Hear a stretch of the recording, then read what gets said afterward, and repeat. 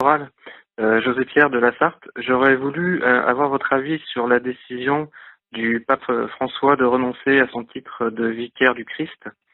Et dans la continuité de cette question, votre avis sur l'Église orthodoxe, qu'elle soit russe ou grecque, puisque vous semblez être attaché à notre culture helléno-chrétienne. Encore merci et on prie pour vous. Au revoir.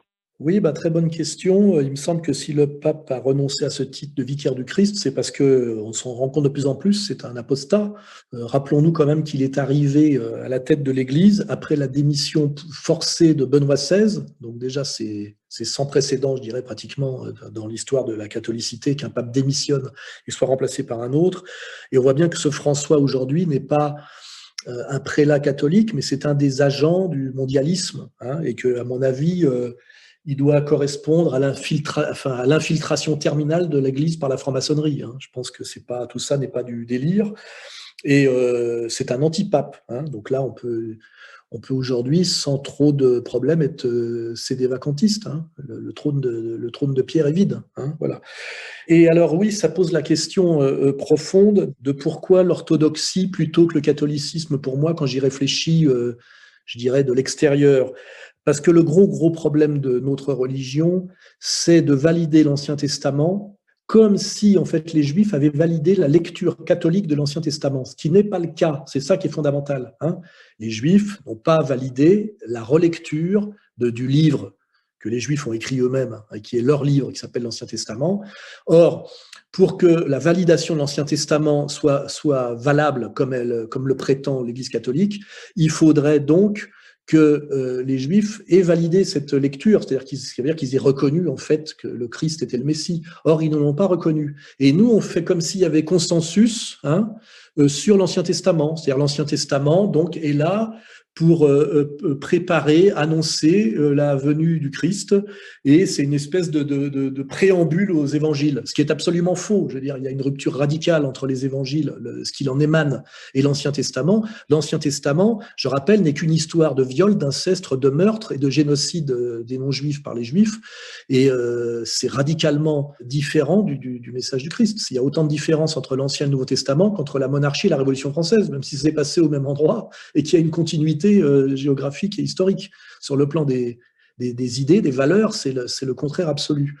Or, l'intérêt pour moi de l'orthodoxie, c'est ma vision, hein, c'est que l'orthodoxie s'appuie beaucoup moins sur l'Ancien Testament que l'Église catholique.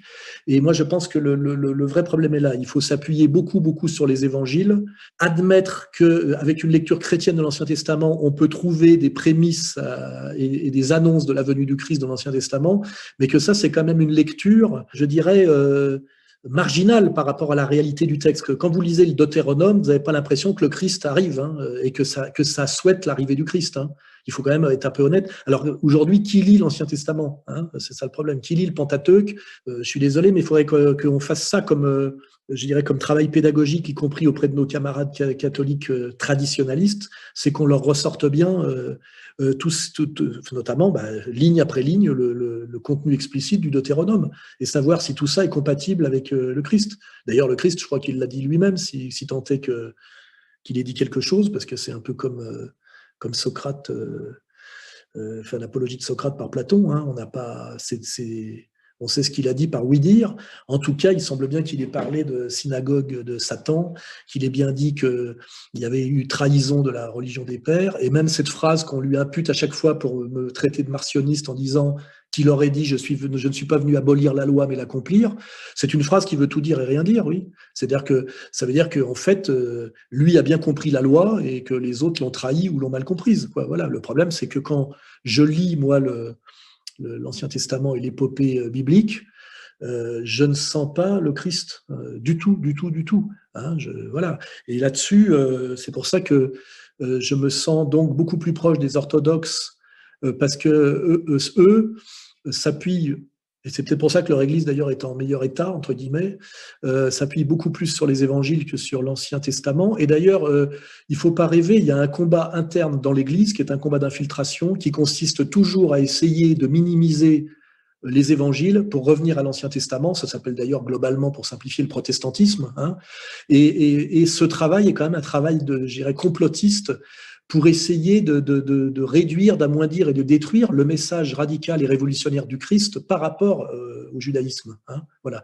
Donc, il ne faut pas rêver. Il n'y a pas seulement, comment dirais-je, une naïveté ou une générosité coupable ou une différence de lecture. Il y a aussi un travail permanent au sein de l'Église pour détruire en réalité et détruire le Christ, et pour revenir à l'Ancien Testament. Et aujourd'hui, on le voit avec le pape François, pour revenir au début du sujet, le pape François, son travail, en gros, c'est ça, hein, c'est de détruire, d'effacer le Christ pour nous ramener à l'Ancien Testament.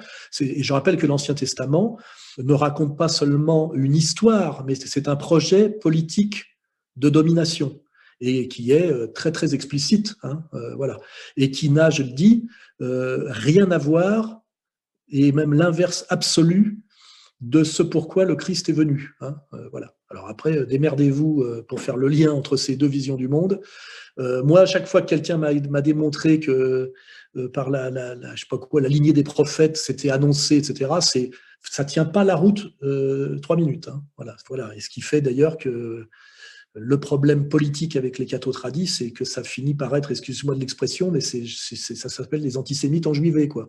Ça me rappelle d'ailleurs le Léon Bloy du Salut par les Juifs. Ça confine à l'hystérie. Hein. Voilà. Bon, je vous laisserai réfléchir à tout ça.